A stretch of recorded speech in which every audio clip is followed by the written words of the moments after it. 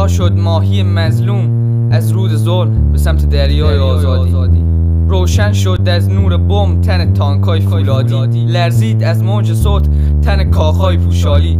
سنگر شکن زمین رو چاک داد وزید بادهای طوفانی. نسل‌کشی شروع شد، ناگهان سکوت شد.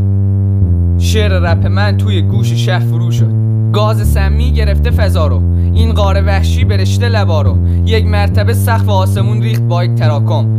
معدن میرزه رو سر کارگرا، واسه بره ها گرگ میشه سابزا. گرگ‌های BBC منتظر فرصت تا که نشون بدن تو دلشو قصه است. اشک تمساحشون جاری شد، توی رود نفرت ماهی سلاخی شد.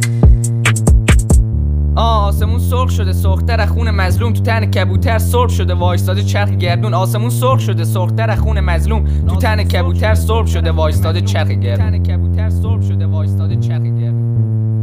ظلم جبار جوهر خودکار ما رو خوش نمیکنه. عمر کفدار پای خفاش واژگون ما رو شل نمیکنه. آویزون از سقف غار نگاه، چرا دنیا برعکسه؟ کلیک میکنی و نمیدونی که به باد رفته فرهنگه. اسلحه قنداق فرزنده، ماهی معصوم تو دام خرچنگه. وقتی ماهواره گربه رو دم اجله کش، صدای منم خون میاره گوش میکروفون. نخلهای تبس غم گرفتن، حرفهای پدر نگاهش برق نفرت.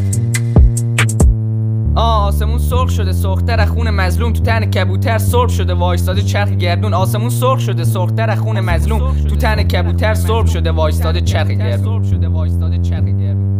کودک ندا داد، پدر بلند نشد. الان ادامه میدم واسه هولم نکن. قهرمان قصه‌اش مرده بود، یه غار وحشی پدر رو خورده بود. کاش این بدن بیجون دوباره زنده میشد، بابایی دوباره قهرمان قصه میشد. یه معدن امید و دفن کرد مادر و یه قرص مورفین و سردرد.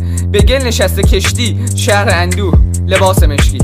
به گل نشسته کشتی شهر اندوه لباس مشکی. آسمون سرخ شده، سرخ‌تر از خون مظلوم تو تن کبوتر سرب شده وایستاده چرخ گردون. آسمون سرخ شده، سرخ‌تر از خون مظلوم تو تن کبوتر سرب شده وایستاده چرخ گردون.